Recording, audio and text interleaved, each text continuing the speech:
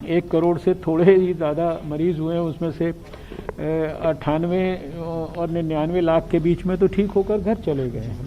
Tanishq jewellers Ajmer पहले से भी बेहतर सेफ्टी के गोल्ड स्टैंडर्ड्स के साथ तैयार है आपके आगमन के लिए। सुंदर आभूषण और बेहतरीन कलेक्शन के लिए आज ही अपॉइंटमेंट बुक करें। Visit Tanishq jewellers, India motor circle, Ajmer.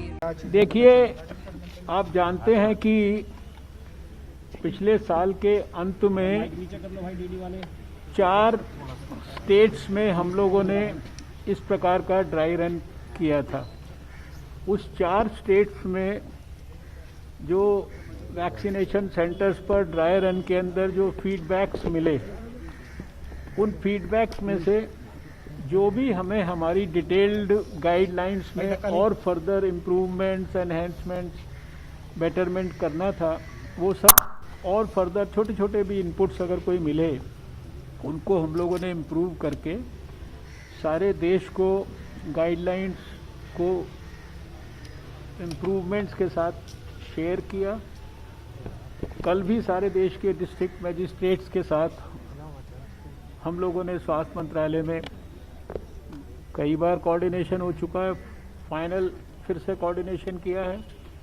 और आज पूरे देश में सभी स्टेट्स में और सभी यूनियन टेरिटरीज़ में लगभग 119 डिस्ट्रिक्ट्स में इसी प्रकार के 260 ऐसे स्थान जहां की वैक्सीनेशन जब शुरू होगा वहां पर लोगों को वैक्सीन दी जाएगी, वहां पर इसी प्रकार का ड्राई रन या इसी प्रकार की मॉक ड्रिल, जिसमें लगभग वो सब काम जो बारीक से बारीक चीज़ें भी हो सकती हैं, उनको ट्रायल के रूप में किया जा रहा है और उसका विश्लेषण, उसको देखना, एक्सेप्ट एक्चुअल वैक्सीन को देने के अलावा सारे काम किए जा रहे हैं। और उसी कॉन्टेक्स्ट में आज दिल्ली में भी ये एक्टिविटी 3 स्थानों पर हो रही है, जिसमें से एक स्थान ये गुरु तेग बहादुर अस्पताल है, जिसमें यहाँ का जो वैक्सीनेशन की जो प्रक्रिया चलेगी, जो बेनिफिशरीज पोटेंशियल हैं, हमारा कोविन प्लेटफॉर्म कैसे काम करेगा, कैसे लोग आकर वेटिंग रूम में बैठेंगे, कैसे वैक्सीनेशन लेने के बाद वो ऑब्जर्वेशन के अंदर बैठेंगे, आधा घंटा ऑब्जर्वेशन में उनको रखा जाएगा, कैसे अगर कोई एडवर्स इवेंट होता है फॉलोइंग वैक्सीनेशन, उसको मैनेज करने के लिए क्या इमरजेंसी व्यवस्था है, क्या उसके लिए इमरजेंसी किट्स हैं, एड्रेनलिन दवाई है, उसको शिफ्ट करने के लिए, उसके लिए एक्सपर्ट्स के लिए ये जो जो व्यवस्थाएं हैं, ये सारी चीज़ों को आज, और जो फिर वैक्सीनेटर्स और उनके साथ जो उनके हेल्पर्स हैं, उनको भी डिजिग्नेटेड काम दिया गया है, नंबर 1, नंबर 2, 3, 4 करके अलग अलग सबके काम हैं, वो भी हम लोगों ने यहाँ पे एसेस करने की कोशिश की है। और मुझे पूरा विश्वास है कि जब वैक्सीनेशन की प्रक्रिया शुरू होगी तो सारे देश में हम लोग ने पिछले समय में काफ़ी विस्तार से, यानी करीब 2000 से ज़्यादा तो मास्टर ट्रेनर्स को डेवलप किया है। मास्टर ट्रेनर्स के बाद सभी स्टेट्स और यूनियन टेरिटरीज़ के अंदर जो है ट्रेनिंग की है। डिस्ट्रिक्ट लेवल पर जो है ऑलमोस्ट सभी डिस्ट्रिक्ट्स में 700 से ऊपर डिस्ट्रिक्ट्स में 750 डिस्ट्रिक्ट्स में ट्रेनिंग्स वगैरह डिटेल में कंप्लीट हो चुकी हैं। ब्लॉक लेवल पर जो एक टीम है एक वैक्सीनेशन सेंटर की, जिस प्रकार से इलेक्शन की प्रक्रिया में हर एक जो इलेक्शन का बूथ होता है उसकी टीम को ट्रेन किया जाता है, उस प्रकार से इन सबको भी ट्रेन किया गया है।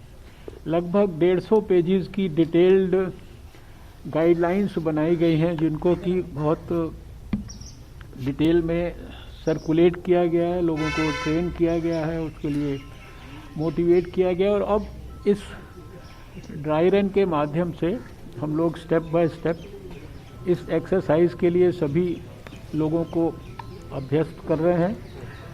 मुझे पूरा विश्वास है, क्योंकि देश को पुराना बहुत लंबा समय का अनुभव है।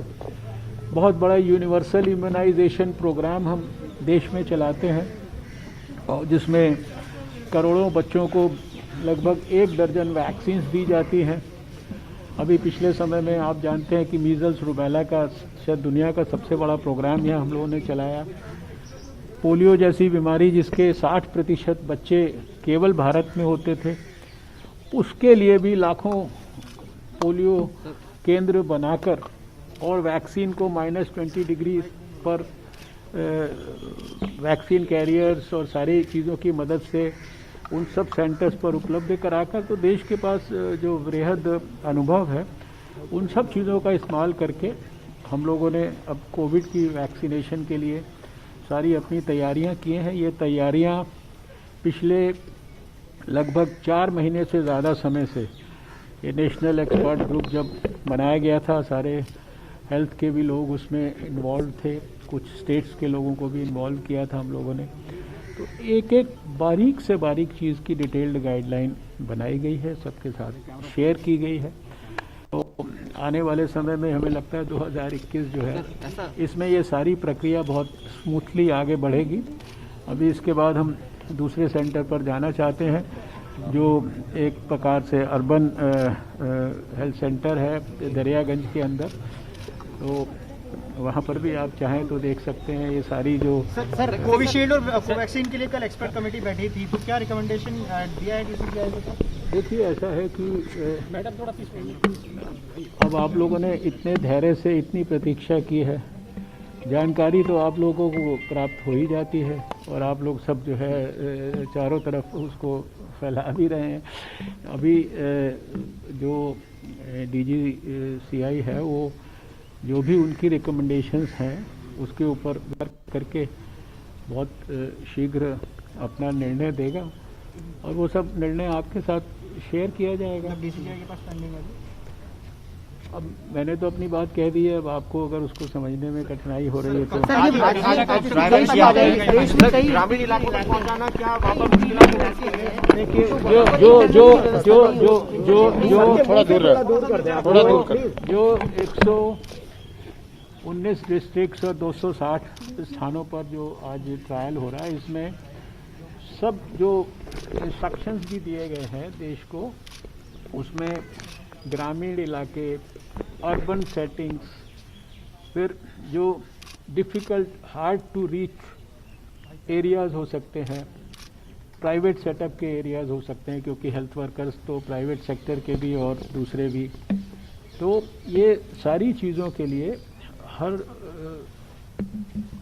प्रकार से, मैंने आपको अभी कहा ना कि इतने बड़े बड़े प्रोग्राम भारत चला रहा है, ये सब इम्यूनाइजेशन के ही चला रहा है। पूरी वैक्सीन आपको पोलियो फ्री करने में भी आपकी अहम भूमिका रही थी, और ये अब कोरोना वैक्सीन आने ही वाली है, तो कितना चैलेंजिंग है और कितना अलग है सर? नहीं, देखिए हर एक चीज़ चैलेंजिंग होती है, लेकिन आपने देखा है कि भारत में जो कोविड के खिलाफ लड़ाई है, अभी आज 2 जनवरी आ गई है। मैंने 8 जनवरी को दुनिया में सबसे पहले कोविड के लिए जो लड़ाई है उसके लिए एक्सपर्ट ग्रुप की मीटिंग जो है अपने स्वास्थ्य मंत्रालय में पिछले साल 2020 में की थी।